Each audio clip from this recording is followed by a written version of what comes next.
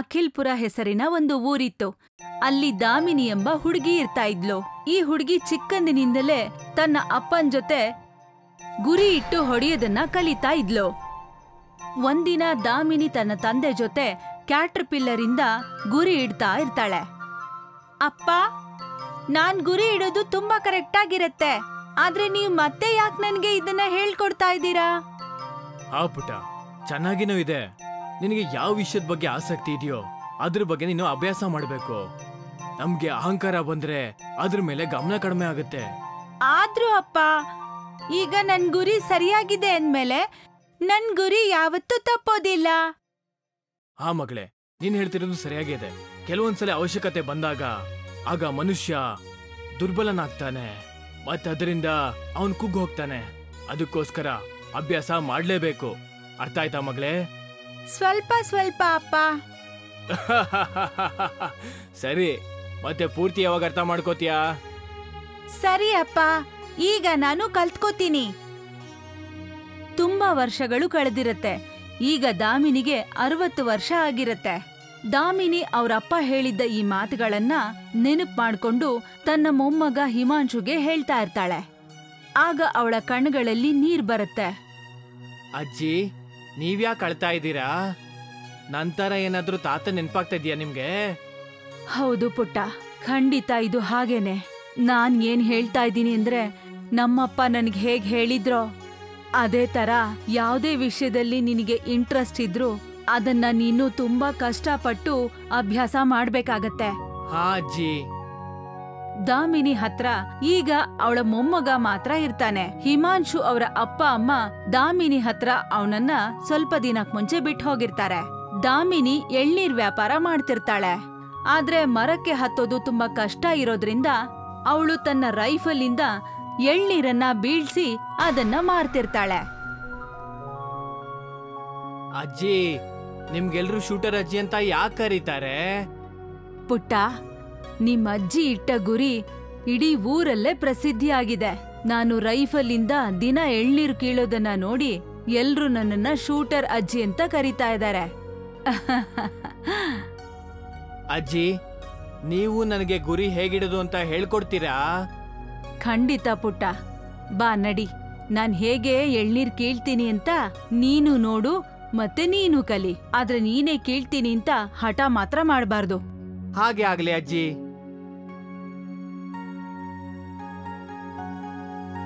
Damini rifle ಉಪಯೋಗಿಸ್ಕೊಂಡು ಎಳ್ನೀರನ್ನ ಕೀಳ್ತಾ ಇರ್ತಾಳೆ. ಅಲ್ಲಿಗೆ ಆ ಊರಿನ ಸಾಹುಕಾರ ಮತ್ತೆ ಅವನ ಮಗ ಪಂಕಜ್ ಬರ್ತಾರೆ.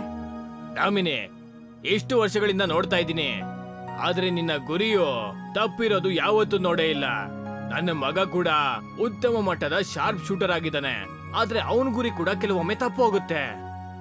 ಅಭ್ಯಾಸ ಮಾಡ್ತಾ ಇದ್ರೆ ನೀನು ಖಂಡಿತ ಯಶಸ್ವಿ ಆಗ್ತೀಯ. ನೀವ್ ಹೂ ಅಂದ್ರೆ ನಾನ್ ಪಂಕಜ್ಗೆ ಹೇಳ್ಕೊಡ್ಲಾ? ಶೂಟರ್ ಅಜ್ಜಿ, ನಿಮ್ಗಿಂತ ಬೆಸ್ಟ್ ನಾನು. ಮೊದ್ಲೇ ನಿಮ್ಗೆ ಇಷ್ಟೊಂದು ವಯಸ್ಸಾಗಿದೆ, ಇನ್ನು ಸ್ವಲ್ಪ ದಿನದಲ್ಲೇ ಕನ್ನಡಕ ಹಾಕೊಂಡು ಓಡಾಡ್ಬೇಕಾಗತ್ತೆ. ನೀವು ನನಗೇನ್ ಕಲಿಸ್ತೀರಾ? ಪಂಕಜ್, ಯಾಕೆ ಹೀಗೆಲ್ಲ ಮಾತಾಡ್ತಾ ಇದೀಯಾ? ಇಷ್ಟೊಂದು ದುರಹಂಕಾರ, ಅದು ಈ ವಯಸ್ಸಲ್ಲಿ. ಎಷ್ಟು ಕಲಿಯಕ್ಕಾಗುತ್ತೋ ಮೊದ್ಲು ಅಷ್ಟು ಕಲ್ತ್ಕೋ. ಮತ್ತೆ ದಾಮಿನಿ ಹತ್ರ ಕ್ಷಮೆ ಕೇಳು. ನೀವ್ ಯಾವಾಗ್ಲೂ ನನಗೆ ಬೈತಾ ಇರ್ತೀರಾ. ನಾನ್ ಸರಿಯಾಗಿ ಹೇಳ್ದೆ, ನನಗೆ ಕ್ಷಮೆ ಕೇಳೋ ಯಾವುದೇ ಅವಶ್ಯಕತೆ ಇಲ್ಲ. ನಾನು ಹೋಗ್ತಾ ಇದೀನಿ. ಈ ಮಾತನ್ನ ಹೇಳಿ ಪಂಕಜ್ ಅಲ್ಲಿಂದ ಹೊರಟೋಗ್ಬಿಡ್ತಾನೆ.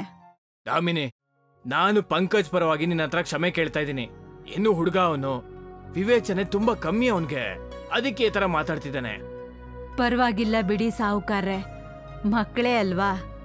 ಮತ್ತೆ ನಿನ್ನ ಎಳ್ನೀರಂಗಡಿ ಹೇಗ್ ನಡೀತಾ ಇದೆ? ಇದು ಖಂಡಿತ ನಿಮ್ಮ ಕೃಪೆ. ನೀವು ಈ ತೋಟನ ನನಗ್ ಕೊಟ್ರಿ. ಈಗ ಈ ಕಾರಣಕ್ಕೆ ಎಲ್ಲ ತುಂಬಾ ಚೆನ್ನಾಗಿ ನಡೀತಾ ಇದೆ. ಅಯ್ಯೋ ಇಲ್ಲ ಇಲ್ಲ, ಈ ತೋಟ ಯಾವುದಕ್ಕೂ ಉಪಯೋಗ ಬರ್ತಿರ್ಲಿಲ್ಲ. ಕಡೆ ಪಕ್ಷ ಈಗ್ಲಾದ್ರೂ ಉಪಯೋಗ ಆಯ್ತಲ್ಲ. ಆದ್ರೂ ನಾನು ನಿಮ್ಗೆ ಆಭಾರಿ ಆಗಿದ್ದೀನಿ. ಸರಿ ದಾಮಿನಿ, ನಾನೀಗ ಹೊರಡ್ತೀನಿ. ದಾಮಿನಿ ಮಾರನೇ ದಿನ ಹಿಮಾಂಶುಗೆ ಮನೆಯಲ್ಲಿ ಏನು ವಿಷಯ ಹೇಳ್ತಾ ಇರ್ತಾಳೆ. ಹಿಮಾಂಶು, ನೀನು ಪಂಕಜಿಂದ ಏನ್ ಕಲಿಬೇಕು ಅಂದ್ರೆ, ನೀನ್ ಯಾವುದೇ ವಿದ್ಯೆಯಲ್ಲಿ ಪರಿಣಿತಿ ಹೊಂದಿದ್ರೂ ಕೂಡ ಅದ್ರ ಬಗ್ಗೆ ನಿನಗೆ ಯಾವತ್ತೂ ಅಹಂಕಾರ ಬರಬಾರ್ದು. ಮತ್ತೆ ದೊಡ್ಡವ್ರ ಜೊತೆ ಕೆಟ್ಟದಾಗಿ ಮಾತಾಡಬಾರ್ದು. ಹಾ ಅಜ್ಜಿ, ನಾನ್ ಯಾವತ್ತೂ ಇನ್ ಮುಂದೆ ನಿಮ್ ಹತ್ರ ಆತರ ಮಾತಾಡಲ್ಲ. ಬೇರೆಯವ್ರ ಹತ್ರ ಕೂಡ ಮಾತಾಡಲ್ಲ. ಹೌದು ಪುಟ್ಟ, ನೀನಂತೂ ತುಂಬಾನೇ ಜಾಣ. ಅಜ್ಜಿ, ನಾನ್ ಕೇಳ್ಪಟ್ಟೆ ಊರಲ್ಲಿ ಸಂತೆ ಹಾಕಿದ್ದಾರೆ ಅಂತ. ನಾನಲ್ಲಿ ತಿರ್ಗಾಡ್ಕೊಂಡ್ ಬರ್ತೀನಿ. ಹೌದಾ? ಸರಿ ನಡಿ, ನಾನ್ ನಿನಗೆ ಜಾತ್ರೆ ತೋರಿಸ್ತೀನಿ.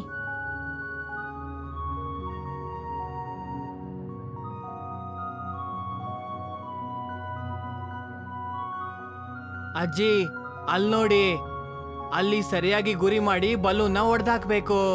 ಮತ್ತೆ ಬಹುಮಾನ ಕೂಡ ಸಿಗುತ್ತೆ. ನೀವು ಕೂಡ ಆಡಿ ಅಜ್ಜಿ. ಹೌದಾ? ಖಂಡಿತ. ಬಾ, ನೀನು ನೋಡು ಶೂಟರ್ ಅಜ್ಜಿ ಹೇಗ್ ಗುರಿ ಇಡ್ತಾಳೆ. ಅಂಗಡಿ ಕಡೆ ಬರ್ತಿದ್ದಾಗೆ ಅಲ್ಲಿಗೆ ಪಂಕಜ್ ಕೂಡ ಬರ್ತಾನೆ. ನಿಮ್ಗೆ ವಯಸ್ಸು ಜಾಸ್ತಿ ಆಗಿದೆ ಶೂಟರ್ ಅಜ್ಜಿ, ನೋಡ್ಕೊಳ್ಳಿ, ಸ್ವಲ್ಪ ಕೈ ಅಲ್ಲಾಡ್ಬೋದು. ನೀನು ತುಂಬಾ ತಮಾಷೆ ಮಾಡ್ತೀಯ. ನೋಡಿ ಹೇಗಿಡೋದು ಅಂತ ಗುರಿನ. ಪಂಕಜ್ 5ರಲ್ಲಿ 4 ಬಲೂನ್ಗಳನ್ನ ಹೊಡಿತಾನೆ. ಮತ್ತೆ ದಾಮಿನಿ ಕಡೆ ಜಂಬದಿಂದ ನಗ್ತಾ ನೋಡ್ತಾ ಈ ಮಾತನ್ನ ಹೇಳ್ತಾನೆ, ನೋಡಿ ಇದನ್ನ ಹೇಳ್ತಾರೆ ಗುರಿ ಇಡೋದು ಅಂತ. ವಾಹ್, ನೀನಂತೂ ತುಂಬಾ ಚೆನ್ನಾಗಿ ಗುರಿ ಇಡ್ತೀಯ. ಕೊಡಿಲಿ, ಈಗ ನನ್ನ ಸರ್ದಿ. ದಾಮಿನಿ ನೋಡ್ತಾ ಇದ್ದಾಗೆ 5 ಬಲೂನ್ಗಳನ್ನ ಹೊಡೆದ್ಬಿಡ್ತಾಳೆ. ವಾ ಅಜ್ಜಿ, ನಿಮ್ಗಿಂತ ಚೆನ್ನಾಗ್ ಗುರಿನ ಯಾರು ಕೂಡ ಇಡಲ್ಲ. ತುಂಬಾ ಮಾತಾಡ್ತಾ ಇದೀಯಾ. ಅದು ನನ್ನ ಕೈ ಸ್ವಲ್ಪ ಜಾರಿದ್ದು ಅಷ್ಟೇ. ಇಲ್ಲ ಅಂದ್ರೆ ನಿನ್ನ ಶೂಟರ್ ಅಜ್ಜಿ ನನ್ನ ಎದುರು ಗೆಲ್ಲಕ್ಕಾಗ್ತಿರ್ಲಿಲ್ಲ. ಏನು ಪರವಾಗಿಲ್ಲ, ಇದು ಬರೀ ಆಟ ತಾನೇ. ಇದಕ್ಯಾಕೆ ಇಷ್ಟೊಂದು ಬೇಜಾರ್ ಮಾಡ್ಕೋಬೇಕು? ಮಗು ಆಡಿದ ಮಾತಿಗೆ ಇಷ್ಟು ಬೇಜಾರಾಗೋಯ್ತಾ? ಶೇ, ನೀವು ತಪ್ಪು ಮಾಡ್ತಾ ಇದ್ದೀರಾ. ಇವಾಗ ನಾನು ಹೋಗ್ತಾ ಇದ್ದೀನಿ, ಆದ್ರೆ ನನಗೆ ತಮಾಷೆ ಮಾಡಿದ್ಕೆ ಖಂಡಿತ ನೀವು ಅನುಭವಿಸ್ಲೇಬೇಕು. ದಾಮಿನಿ ತನ್ನ ಬಹುಮಾನದ ದುಡ್ಡನ್ನ ತಗೊಂಡು ಅಲ್ಲಿಂದ ಹಿಮಾಂಶುನ ಕರ್ಕೊಂಡು ಹೊರಟ್ಬಿಡ್ತಾಳೆ. ಪಂಕಜ್ ಅಲ್ಲಿಂದ ಸೀದಾ ಅವನ ತಂದೆ ಹತ್ರ ಹೋಗ್ತಾನೆ. ಅಪ್ಪ, ಇದೆಲ್ಲ ಆಗಿದ್ದು ನಿಮ್ಮಿಂದ. ನೀವು ಆ ಶೂಟರ್ ಅಜ್ಜಿಗೆ ಉಪಕಾರ ಮಾಡಿದ್ರು ಅವಳು ನನ್ನ ತಮಾಷೆ ಮಾಡೋದನ್ನ ನಿಲ್ಸೇ ಇಲ್ಲ.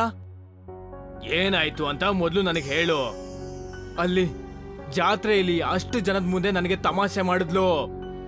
ಆ ಜಾತ್ರೆಯಲ್ಲಿ ಚಿಕ್ಕಾಟದಲ್ಲಿ ಗೆದ್ದಿದ ತಕ್ಷಣ ದೊಡ್ಡದಾಗಿ ಮಾತಾಡಕ್ ಶುರು ಮಾಡಿದ್ಲು. ನನಗನ್ನಿಸ್ತಾ ಇಲ್ಲ ದಾಮಿನಿ ಏನೂ ಕಾರಣ ಇಲ್ಲದೆ ಆ ತರ ಮಾತಾಡಿರಲ್ಲ ಅಂತ. ನೀವು ನನ್ನ ಮಾತಿನ ಮೇಲೆ ಪೂರ್ತಿಯಾಗಿ ನಂಬಿಕೆ ಇಡಿ. ಹೇಗಿದ್ರು ಆ ಶೂಟರ್ ಅಜ್ಜಿಗೆ ಈ ಸಲ ನಡೆಯೋ ಸ್ಪರ್ಧೆಯಲ್ಲಿ ಖಂಡಿತ ಗೊತ್ತಾಗುತ್ತೆ. ಹಾಗಿದ್ರೆ ಮುಂದಿನ ಸ್ಪರ್ಧೆಗೆ ತಯಾರಾಗು, ಮತ್ತೆ ಅಭ್ಯಾಸ ಮಾಡು. ನಾನು ಅಭ್ಯಾಸ ಮಾಡೋದಕ್ಕೆ ಇನ್ನೂ ಸ್ವಲ್ಪ ಹೊಸ ವಸ್ತುಗಳನ್ನ ತಗೊಳ್ಳೋದಕ್ಕೆ ದುಡ್ಡು ಬೇಕು. ನಿನಗೆ ಹೇಗನ್ಸುತ್ತೋ ಹಾಗೆ ಮಾಡು, ಆದ್ರೆ ದ್ರೋಹ ಮಾಡಕ್ಕಂತೂ ಹೋಗ್ಬೇಡ. ನಿನಗೆ ಅಷ್ಟೊಂದು ಗರ್ವ ಇದ್ರೆ ನಿನ್ನ ಶಕ್ತಿಯನ್ನ ಸಾಬೀತ್ ಮಾಡಿ ತೋರಿಸು. 1 ವಾರ ಕಳೆದಿರತ್ತೆ. ದಾಮಿನಿ ಮನೆ ಮುಂದೆ ದಾಮಿನಿ ಪಂಕಜ್ನ ನೋಡಿ ಅವನನ್ನ ಒಳಗಡೆಗೆ ಕರೀತಾಳೆ. ಏನಾಯ್ತು ಪಂಕಜ್? ಸ್ಪರ್ಧೆ ಇದೆ ಅಂತ ನಾನು ಕೇಳ್ಪಟ್ಟೆ. ಅದರ ತಯಾರಿಗೋಸ್ಕರ ನನ್ನ ಹತ್ರ ಏನಾದ್ರೂ ಕಲಿಯೋದಕ್ಕೆ ಅಂತ ಬಂದ್ಯಾ? ಏನು ಕಲಿಯೋದಾ? ನನಗೆ ನಿನ್ನ ಹತ್ರ ಏನು ಕಲಿಬೇಕಾಗಿಲ್ಲ ಶೂಟರ್ ಅಜ್ಜಿ. ನಾನ್ ಏನ್ ಹೇಳೋಕ್ ಬಂದೆ ಅಂದ್ರೆ, ಈ ಸಲ ನಡೆಯೋ ಸ್ಪರ್ಧೆಯಲ್ಲಿ ನೀವು ಕೂಡ ಭಾಗಿಯಾಗಿ. ಅಲ್ಲೇ ನಾನು ನಿಮ್ಮ ಲೆಕ್ಕನ ಚುಕ್ತಾ ಮಾಡ್ತೀನಿ. ಆದ್ರೆ ನಾನ್ ಯಾಕೆ ಆಡ್ಬೇಕು? ನಾನ್ ಯಾಕೆ ನಿನ್ನ ಮಾತು ಕೇಳ್ಬೇಕು? ಅದ್ ಯಾಕಂದ್ರೆ ನೀನು ಆ ತೋಟದ ಎಳ್ನೀರನ್ನ ಮಾರ್ತಿದೀಯಲ್ಲ, ಅದನ್ನ ನಿನಗೆ ನನ್ನ ತಂದೆ ಕೊಟ್ಟಿರೋದು. ಆದ್ರೆ ಆ ತೋಟ ನನ್ನ ಹೆಸರಲ್ಲಿದೆ. ಆದ್ರೂ ನಾನು ನಿನ್ನ ಮಾತನ್ನ ಯಾಕೆ ಕೇಳ್ಬೇಕು? ನಾನೇ ಸಾಹುಕಾರರ ಹತ್ರ ಮಾತಾಡ್ತೀನಿ. ಅವರೇ ನಿನಗೆ ಸರಿಯಾಗಿ ಬುದ್ಧಿ ಹೇಳ್ತಾರೆ. ನಾನದನ್ನ ಮಾರ್ತೀನಿ. ಆಗ ಅಪ್ಪ ಹೇಳಿದ್ರು ಕೂಡ ನಿನಗದು ವಾಪಸ್ ಸಿಗೋದಿಲ್ಲ. ಅಷ್ಟೇ ಅಲ್ಲ, ದುಡ್ಡು ಕೊಟ್ಟು ಹುಡುಗರನ್ನು ಕರ್ಸಿದ್ದೀನಿ. ಆಗ ಕೆಲವು ಗೂಂಡಾಗಳು ಮನೆಗೆ ನುಗ್ಗಿ ಹಿಮಾಂಶುನ ಎತ್ಕೊಂಡು ಹೋಗ್ಬಿಡ್ತಾರೆ. ಅರೆ ಅರೆ, ಇದೇನ್ ಮಾಡ್ತಾ ಇದ್ದೀರಾ ನೀವು? ಬಿಡಿ ಅವನ್ನ, ನಾನ್ ಹೇಳ್ತಾ ಇದ್ದೀನಿ, ಬಿಡಿ ಅವನ್ನ. ಹೆದರ್ಬೇಡ, ಅವನಿಗೇನೂ ಆಗಲ್ಲ. ನೀನು ಸ್ಪರ್ಧೆಯಲ್ಲಿ ಭಾಗಿಯಾಗು. ಮತ್ತೆ ಈ ಘಟನೆ ಬಗ್ಗೆ ಅಪ್ಪಂಗೆ ಏನು ಹೇಳ್ಬಾರ್ದು, ಇಲ್ಲಾಂದ್ರೆ ಗೊತ್ತಲ್ಲ. ಸರಿ ಸರಿ, ನನಗ ಅರ್ಥ ಆಯ್ತು. ಆದ್ರೆ ನೀನ್ ಏನು ಮಾಡ್ಬೇಡ. ಹಾ, ಇವಾಗ ಓಕೆ. ಇನ್ ನಾವು ಹೊರಡ್ತೀವಿ. ಸ್ಪರ್ಧೆಗೆ ಕೆಲವೇ ದಿನಗಳು ಬಾಕಿ ಇದೆ. ಈ ಮಾತನ್ನ ಹೇಳಿ ಎಲ್ರೂ ಅಲ್ಲಿಂದ ಹೊರಟ್ಬಿಡ್ತಾರೆ. ಅಯ್ಯೋ ದೇವ್ರೆ, ಇದೇನ್ ಹೊಸ ಸಮಸ್ಯೆ ಇದು? ಈಗ ನಾನು ಏನ್ ಮಾಡ್ಲಿ? ಗೆಲ್ಲೋದನ್ನ ಬಿಟ್ಟು ನನಗ್ ಬೇರೆ ದಾರಿನೇ ಇಲ್ಲ. ಈಗ ನಾವು ಈ ಹುಡುಗನ ಏನ್ ಮಾಡೋದು? ಇವನ್ನ ಯಾವ್ದಾದ್ರು ರಹಸ್ಯವಾದ ಜಾಗದಲ್ಲಿ ಸ್ಪರ್ಧೆಯ ದಿನ ತನಕ ಬಚ್ಚಿಡಿ. ನಂತರ ಇವನ್ನ ಕರ್ಕೊಂಡ್ ಬನ್ನಿ. ಇವನಿಗೇನಾದ್ರೂ ಹೆಚ್ಚು ಕಮ್ಮಿ ಆದ್ರೆ ಅಪ್ಪನನ್ನ ಮನೆಯಿಂದ ಆಚೆ ಹಾಕ್ಬಿಡ್ತಾರೆ. ಒಂದ್ ವೇಳೆ ದಾಮಿನಿ ಗೆದ್ದು ಬಿಟ್ರೆ ಅದಕ್ ನಾನು ಉಪಾಯ ಹುಡುಕಾಯ್ತು. ಈ ಔಷಧಿ ತಗೊಳ್ಳಿ. ಸ್ಪರ್ಧೆಯ ಮುಂಚೆ ಅಜ್ಜಿ ಕುಡಿಯೋ ನೀರಲ್ಲಿ ಅಥವಾ ಊಟದಲ್ಲಿ ಇದನ್ನ ಬೆರೆಸ್ಬಿಡಿ. ಈ ಔಷಧಿಯಿಂದ ಏನಾಗುತ್ತೆ, ಇದು ಕಣ್ಣನ್ನ ಸ್ವಲ್ಪ ಹೊತ್ತು ತನಕ ಮಂಜಾಗ್ಸುತ್ತೆ. ತುಂಬಾ ಶಕ್ತಿ ಇದೆ ಇದಕ್ಕೆ. ದಾಮಿನಿ ತೋಟದಲ್ಲಿ ಗರಿಗಳ ಮೇಲೆ ಅಭ್ಯಾಸ ಮಾಡಿ ಕಲಿತಾ ಇದ್ಲು. ಆಗ ಅಲ್ಲಿಗೆ ಸಾಹುಕಾರರು ಬರ್ತಾರೆ. ಅಯ್ಯೋ ದಾಮಿನಿ, ನೀನ್ ಯಾಕೆ ಈ ಎಲೆಗಳ ಮೇಲೆ ಗುರಿ ಇಡ್ತಾ ಇದೀಯಾ? ಏನಿಲ್ಲ, ಹೀಗೆ ಅಭ್ಯಾಸ ಮಾಡ್ತಾ ಇದ್ದೆ. ಈ ಸಾರಿ ನಾನು ಸ್ಪರ್ಧೆಯಲ್ಲಿ ಭಾಗವಹಿಸ್ತಾ ಇದ್ದೀನಿ. ಓ ಹೌದಾ, ನೀನ್ ನಿಜವಾಗ್ಲೂ ಭಾಗಿಯಾಗ್ತಿದೀಯಾ? ನನಗೆ ಪಂಕಜ್ ಇದ್ರ ಬಗ್ಗೆ ಹೇಳಿದಾಗ ನಿಜವಾಗ್ಲೂ ನಂಬಿಕೆ ಆಗಿಲ್ಲ. ಆದ್ರೆ ನೀನಿನ್ನು ಭಾಗವಹಿಸೋದನ್ನ ಬಿಟ್ಟಿದೀಯಲ್ಲ? ಹೌದು, ಆದ್ರೆ ಈ ಸಾರಿ ನಾನು ಭಾಗವಹಿಸ್ಬೇಕು ಅನ್ಕೊಂಡಿದೀನಿ. ನೀನ್ ಯಾಕೆ ಇಷ್ಟೊಂದು ಹೆದರ್ಕೊಂಡಿದ್ಯಾ ದಾಮಿನಿ? ಏನಾದ್ರೂ ಸಮಸ್ಯೆನಾ? ಅದು ಏನಿಲ್ಲ ಸಾಹುಕಾರ್ರೆ. ಸರಿ, ನಾನಿನ್ನು ಹೊರಡ್ತೀನಿ. ನೀನು ಅಭ್ಯಾಸ ಮಾಡ್ಕೋ. ಸಾಹುಕಾರರು ಹೋಗಿದ್ಮೇಲೆ ದಾಮಿನಿ ಮತ್ತೆ ಅಭ್ಯಾಸ ಶುರು ಮಾಡ್ತಾಳೆ. ಮತ್ತೆ ಸ್ವಲ್ಪ ದಿನದಲ್ಲೇ ಸ್ಪರ್ಧೆಯ ದಿನ ಬಂದ್ಬಿಡತ್ತೆ. ಇವತ್ತು ಅಖಿಲಪುರದ ಊರಲ್ಲಿ ಗುರಿ ಇಡುವ ಇವತ್ತಿನ ಪಂದ್ಯದಲ್ಲಿ ಇಬ್ಬರು ಸ್ಪರ್ಧಿಗಳಿದ್ದಾರೆ. ಒಬ್ರು ಪಂಕಜ್ ಮತ್ತೆ ಇನ್ನೊಬ್ರು ಶೂಟರ್ ಅಜ್ಜಿ. ಇಬ್ರು 100 ಮೀಟರ್ ದೂರದಿಂದ ಗುರಿಗೆ ಶೂಟ್ ಮಾಡ್ಬೇಕಾಗತ್ತೆ. ಪಂಕಜ್ ಸಂಜ್ಞೆ ಮಾಡ್ತಾನೆ. ಆಗ ಗೂಂಡ ಪಂಕಜ್ ಮತ್ತೆ ಶೂಟರ್ ಅಜ್ಜಿಗೆ ನೀರ್ ತಗೊಂಡ್ ಬಂದ್ ಕೊಡ್ತಾನೆ. ಶೂಟರ್ ಅಜ್ಜಿ ಮತ್ತೆ ಪಂಕಜ್ ಜೊತೆಯಲ್ಲಿ ನಿಂತ್ಕೊಂಡು ಸ್ಪರ್ಧೆಗೆ ಸಜ್ಜಾಗ್ತಾರೆ. ವಾ, ಇಬ್ರು ಎಂತ ಒಳ್ಳೆ ಗುರಿ ಇಟ್ಟಿದ್ದಾರೆ. 100 ಮೀಟರ್ ದೂರದಿಂದ ಗುರಿನ ಸಾಧಿಸೇ ಬಿಟ್ರು. ಯಾಕಂದ್ರೆ ಅದು ಅವ್ರಿಗೆ ತುಂಬಾ ಹತ್ರನೇ ಇತ್ತು. ಈಗ ಎಳ್ನೀರ್ಗೆ ಗುರಿ ಇಡೋ ಸ್ಪರ್ಧೆಯಲ್ಲಿ ಅವರ ಮುಂದೆ 4 ಎಳ್ನೀರ್ಗಳಿರುತ್ತವೆ. ಒಂದು ಗುರಿ ಕೂಡ ತಪ್ಪಲೇಬಾರ್ದು. ಮತ್ತೆ ಎಲ್ಲಾ ಗುಂಡು ಕೂಡ ಎಳ್ನೀರ್ ಒಳಗಡೆ ಹೋಗ್ಬೇಕು. ಇದ್ದಕ್ಕಿದ್ದಾಗೆ ದಾಮಿನಿಯ ಕಣ್ಣುಗಳು ಮಂಜಾಗೋದಕ್ಕೆ ಶುರುವಾಗತ್ತೆ. ಅವಳಿಗೆ ಮುಂದೆ ಇರೋದು ಸರಿಯಾಗಿ ಕಾಣಿಸ್ತಿರಲ್ಲ. ಏನ್ ಸಮಾಚಾರ ಶೂಟರ್ ಅಜ್ಜಿ? ನಿನ್ ಕಣ್ಣು ಸರಿಯಾಗಿ ಕಾಣಿಸ್ತಾ ಇಲ್ವಾ? ಕನ್ನಡಕ ಕೊಡ್ಲಾ? ಅಂದ್ರೆ ಇದಾ ವಿಷಯ ಪಂಕಜ್. ನೀನ್ ಎಷ್ಟು ಅಭಿಮಾನದಿಂದ ಮಾತಾಡ್ತಾ ಇದ್ದೆ ಅವತ್ತು, ಆದ್ರೆ ಇಂಥ ಕೆಟ್ಟ ಕೆಲ್ಸ ಮಾಡಿದೀಯಾ. ಸುಮ್ನೆ ಇರು, ಮತ್ತೆ ಗುರಿ ಇಡು. ಈಗ ನಾನ್ ತಮಾಷೆ ಮಾಡುವಂತ ಸಂದರ್ಭ ಬಂದಿದೆ. ಸರಿ, ಹಾಗಾದ್ರೆ ಮೊದ್ಲು ನೀನು. ಪಂಕಜ್ ಗುರಿ ಇಡ್ತಾನೆ ಮತ್ತೆ 4 ಎಳ್ನೀರನ್ನ ಒಡೆದ್ಬಿಡ್ತಾನೆ. ಅದ್ಭುತವಾದ ಪ್ರದರ್ಶನ. ಈಗ ದಾಮಿನಿಯ ಸರ್ದಿ. ದಾಮಿನಿ ಒಂದೇ ಸಮ ಎಳ್ನೀರ್ ಕಡೆ ನೋಡ್ತಾ ಇರ್ತಾಳೆ ಮತ್ತೆ ಗುರಿ ಇಡ್ತಾಳೆ.